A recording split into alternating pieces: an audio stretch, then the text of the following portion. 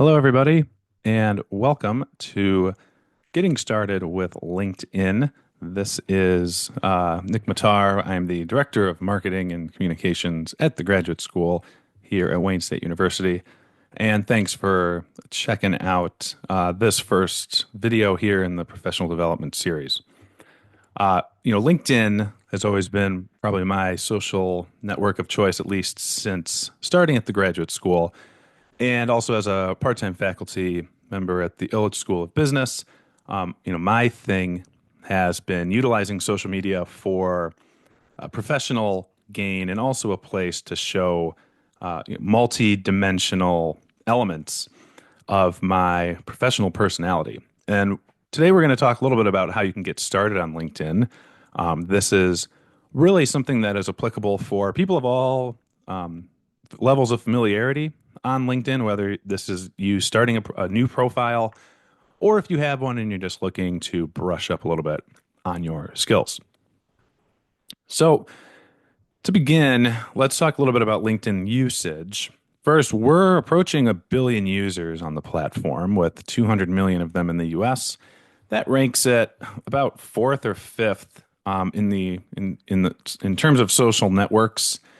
I would say if you look at traditional social networks, especially those that are commonly used by Americans, probably ranks after Instagram, TikTok, Facebook. And after that, here we are. The number one professional platform for networking and connections.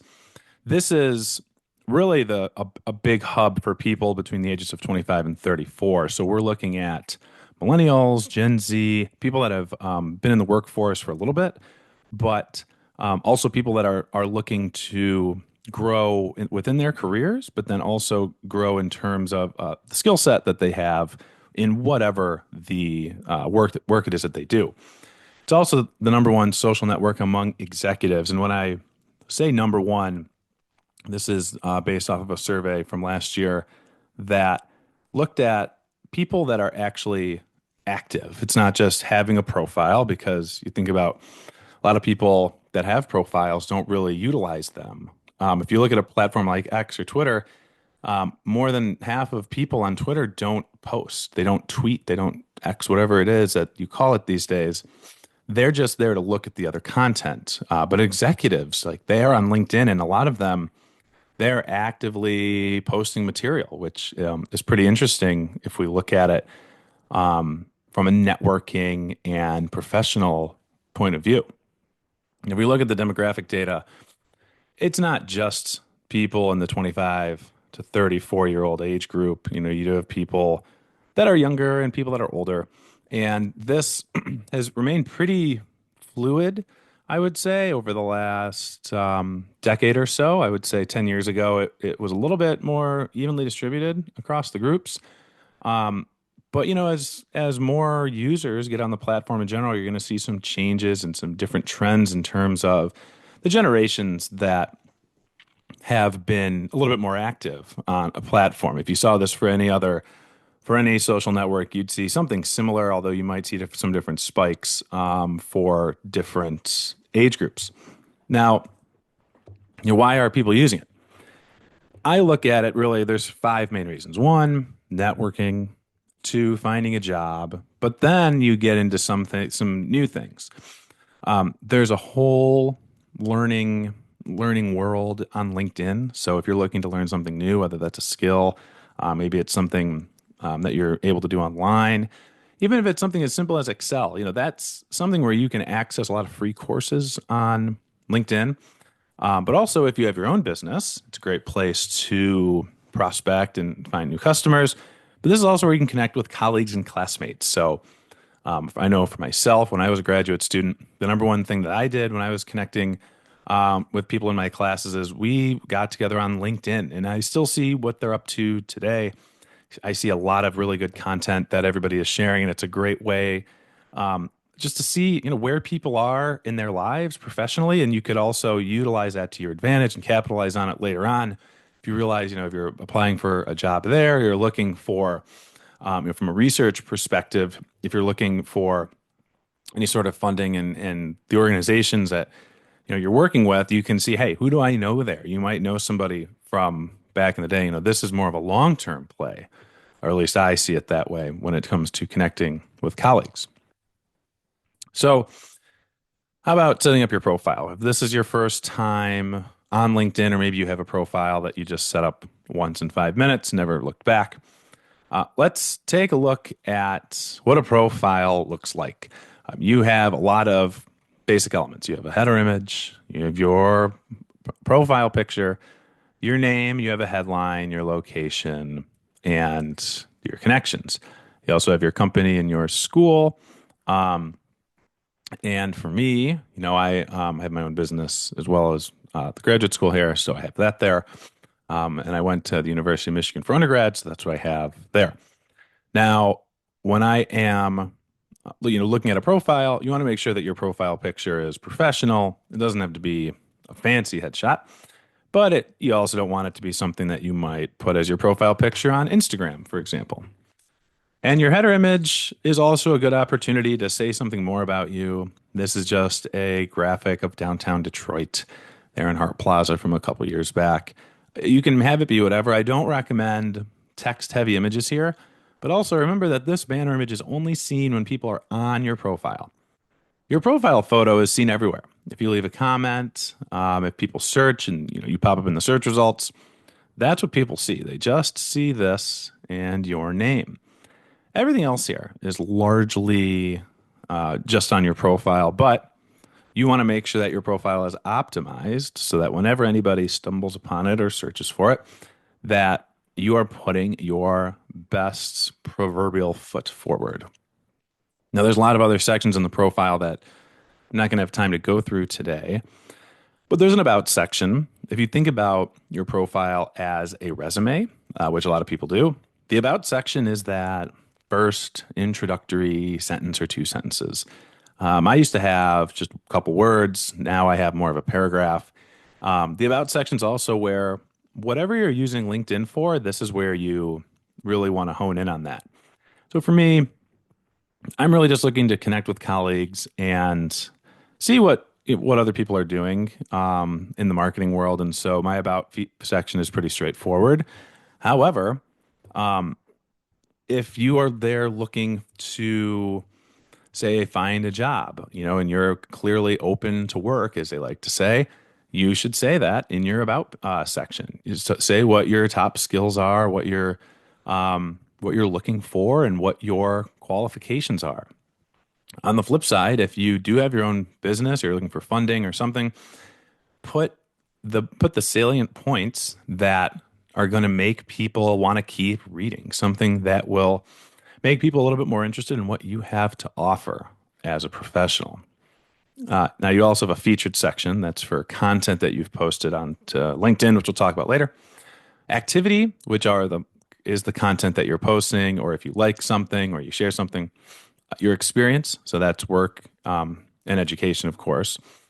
And then you have your skills, which are self-listed, so you can put what those skills are, and people can endorse you for skills. The endorsing doesn't happen quite as often now as it used to. About 10 years ago was kind of the peak endorsement time when people would go in and, I'm going to endorse somebody for a skill that they have for data analysis. But we've kind of hit a point where there are so many different skills and so many different ways that people talk about skills that it's kind of faded into the background of LinkedIn.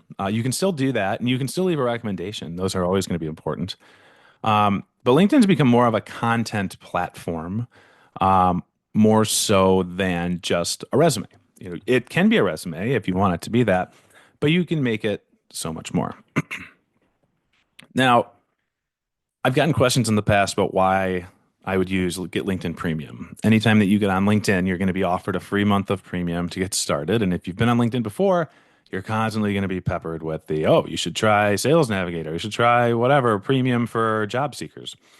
They have a couple different types of premium. And I will say, unless you are really, really, really trying to get something out of this, like you're really trying to get some sales, or you're really trying to find a job like immediately, I don't know if premium is worth it.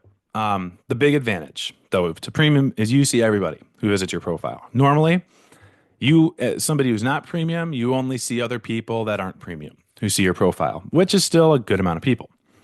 However, having premium does help when you see, like, oh, a CEO from X company looked at your profile. That is where you get that fear of missing out. And you're like, oh, who was looking at my profile? That is something that doesn't usually happen, but it is something that is possible. And so I did want to put that out there, why it would be worth it. But also, I mean, it's a sales, it's an upsell. If you're a job seeker, it just puts you at the top of the pile, which can help if you're looking at really, really popular jobs. But it doesn't really help you grow your network. I'm going to just be really honest about that. It's not like your profile doesn't show up. The premium profiles will probably show up first if someone's searching. But if someone's searching for your name, chances are you're gonna show up towards the top. You can also, there's no data that's not available to the rest of us. It's all there. It's just really about how LinkedIn packages it and how that material is disseminated to the appropriate parties. And so for Sales Navigator, you can just do more data analysis. You still get all the same stuff. It just isn't put into nice, pretty filters, as if you actually had it. But let's talk about making connections. So you have your profile. You have you're probably not on premium, but how do you now go about making connections? There's two types. One, there are connections. These are people that you connect with. You go to their profile and you click connect. Um, that's it. It's people that maybe professionally, personally, all sorts of different ways that you could know them. You can also add a little note like, hey, it was great meeting you at XYZ event, or maybe, you're at, perhaps you're at the Graduate Research Symposium and you are presenting your research and somebody comes up and you talk to them for a little bit, and you decide to add them on LinkedIn afterwards. You could then say, hey, it was great to meet you at the GRS yesterday. That way, it's a nice reminder to these people who you are, where you saw them, and why they should accept your request. I can say with confidence, I probably get about 5 to 6 requests a day, and most of them are salespeople. So I have to deny them. Unfortunately, when this happens, sometimes I do accidentally deny, or they call it ignore, people that I do know because they don't put a note, or they put a note that's so bland and boring and generic that I think that it's a salesperson. And so for me, it definitely helps if you specify how you know me from a certain time or instance or whatever it is that you want to call it. Then you also have followers. Followers are the people who probably don't know you, but they follow you because they love your stuff. It's similar to following somebody on Instagram, on TikTok, on Twitter, on anything else. They are fundamentally different, but at the same time, if you connect with somebody, you are also by default following them. So an interesting little two for one there.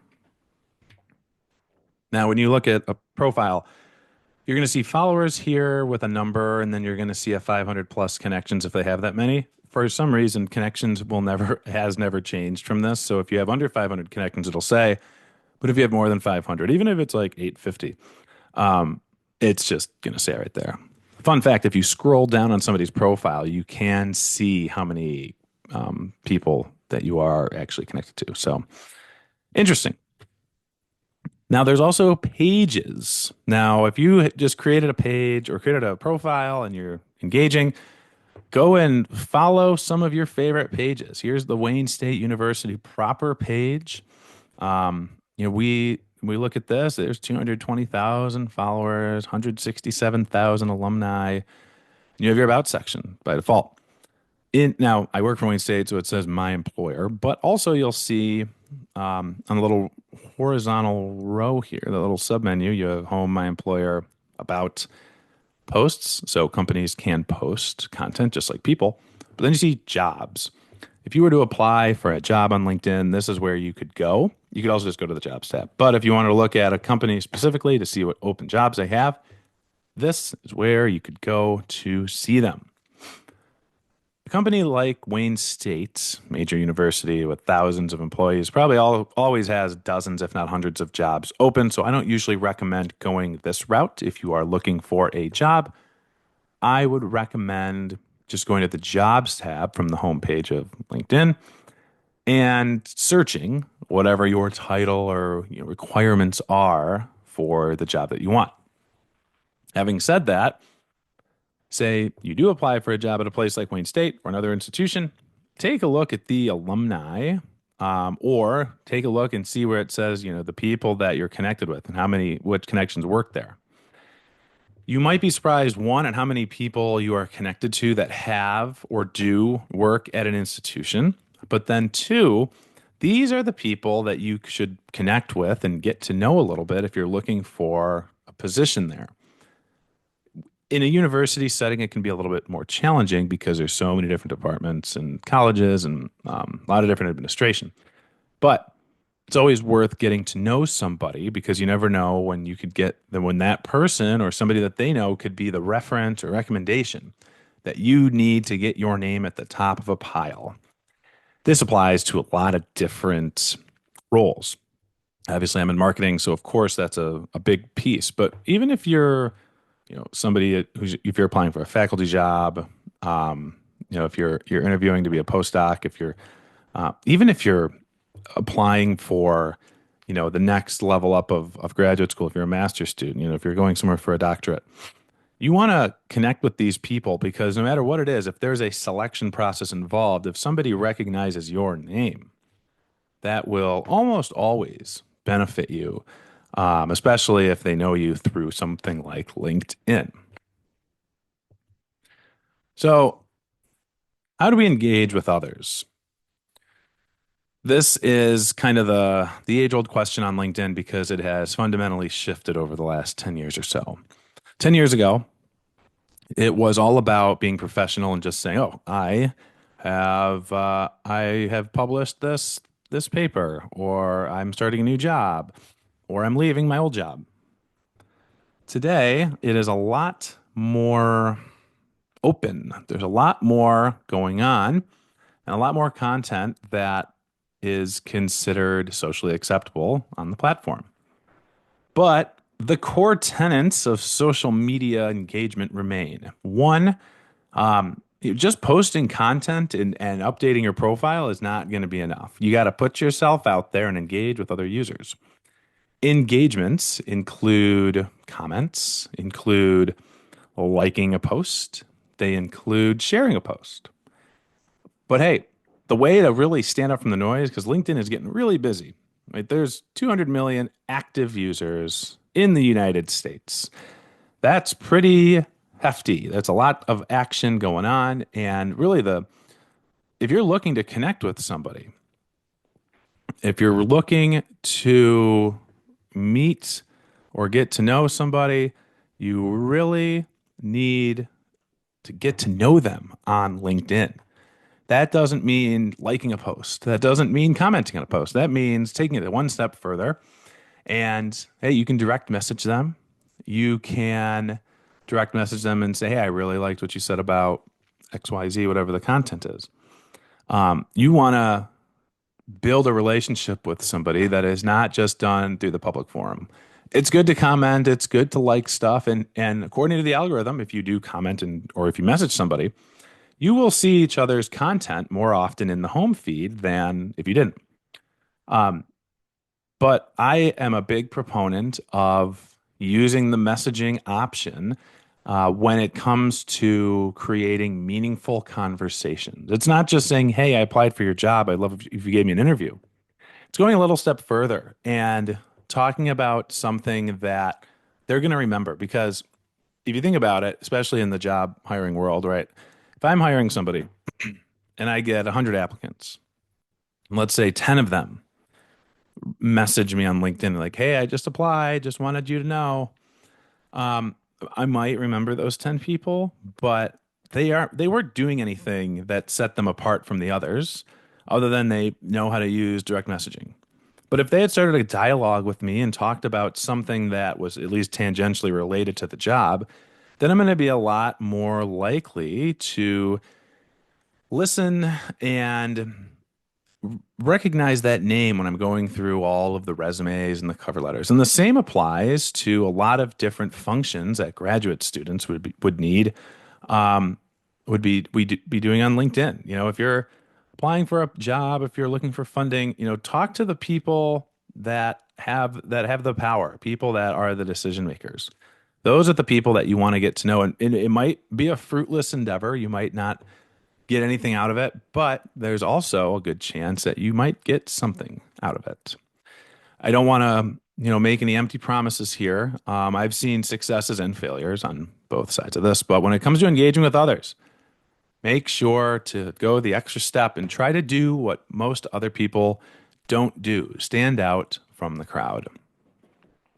Now we have about 10 minutes left here.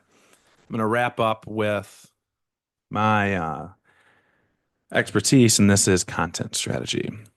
So if there's one thesis statement, if there's one hack that you can apply to be successful on LinkedIn, it's this: publish compelling and valuable content that informs, entertains, or motivates. That's what you want to do. If you're writing something, if you're writing a post, right, I encourage you to post. Don't post more than once a day, but if you're putting out a post, right, you want it to be something exciting, something interesting. You want something that people will engage with. If you write a post and you go to publish and you're like, I don't really, this is pretty boring, but I'll put it out there anyways, then nobody's going to like it. If you don't like it, how can you expect anybody else to like it instead? We have a couple different fundamental types of posts.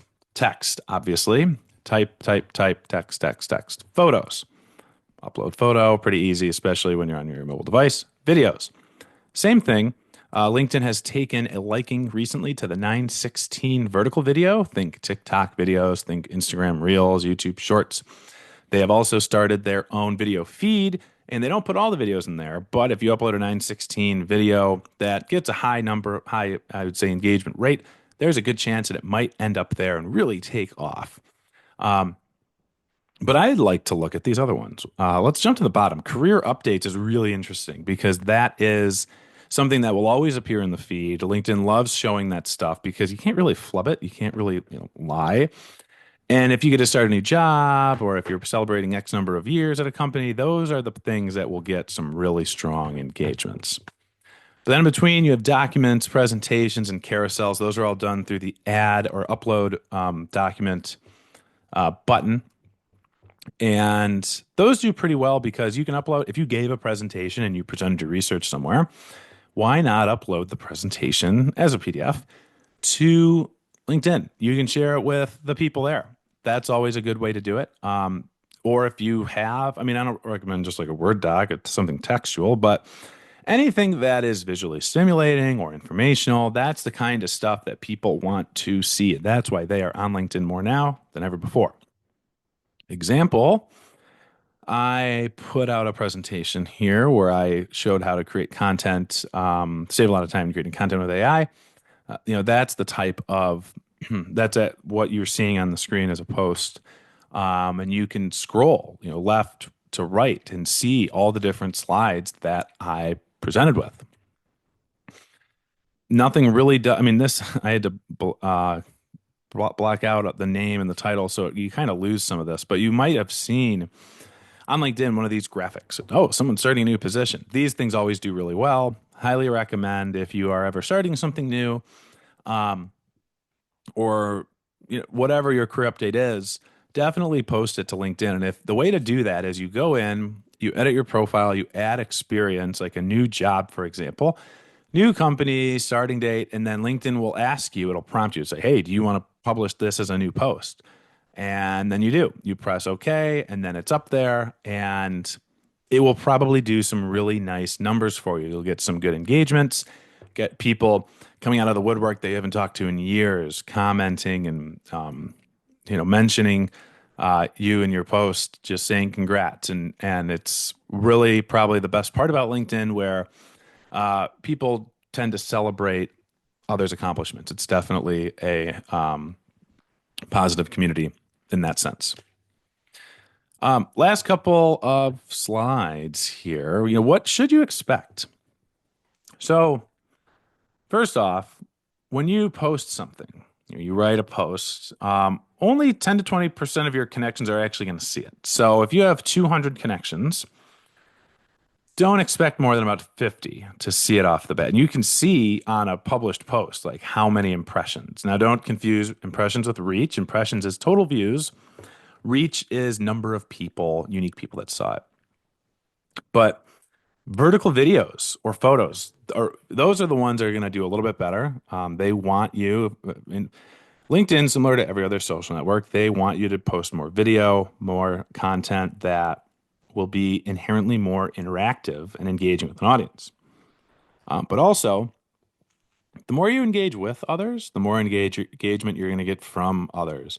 I did a little test of this myself where I posted every day for 2 weeks. The first day, I spent the first 30 minutes before posting anything engaging with other posts. I would like them, I would comment them, I wouldn't share them, but I'd send out a couple DMs, just showing people that I exist and putting myself out there. And then I would post something, whatever, a photo, a text, whatever.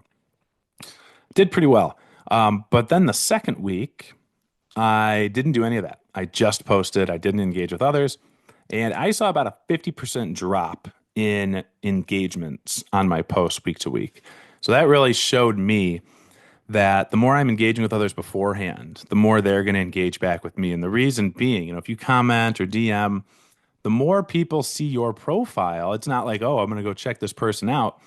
The algorithm is going to set into motion a little bit higher percentage of people that are going to see your stuff. So if somebody who's connected to you, who hasn't seen any of your content in years, sees that you commented on someone else's post, they are more likely to see your content now in their feed than they were before. It's just an algorithmic thing, and it's something that I've been trying to master and really kind of corner recently. But this is about as good as I can get. Also, when you're capitalizing on the algorithm, you can post, I would recommend up to 3 times per week. You don't have to, you can just start with once. Don't post more than once a day. And if you can, try to actually publish your posts in the morning. People don't usually go onto LinkedIn at night, and they don't usually go on, in the middle of the day. I mean, they do go out, they not, between like 2 and 5 p.m., there's not as much engagement. Really, the time to go on LinkedIn is from early in the morning, probably 7 a.m., all the way until around lunchtime. After that, engagement tends to slip. If you can tag people, that's great. You tag them just like you would in any other social network. But if there's one thing I can tell you not to do, it's do not put links in posts. If you put an external URL into a LinkedIn post, the algorithm is going to shut that down. And unless it's the greatest post in the world, which I've seen a couple, it's just not going to do very well. You're going to be disappointed with what you find. But what about AI? That's the question. You can use AI, generative AI, to help you summarize longer articles, and I have definitely seen AI generated content today on LinkedIn. They can give you good brainstorming ideas. They're good for coming up with options. However, I do not recommend using AI to write content. Today, we're seeing more AI content checkers out there on social platforms, and so first off, using AI to write a piece of content for you takes away the authenticity and the human element of it. But also, there's a chance that eventually the algorithm is going to catch up with us, and it's going to stop posts that are clearly generated by artificial intelligence. When you're looking at this, just to kind of wrap up here, this is what your posting page looks like. You pull up the little dialog box and you can do anything here.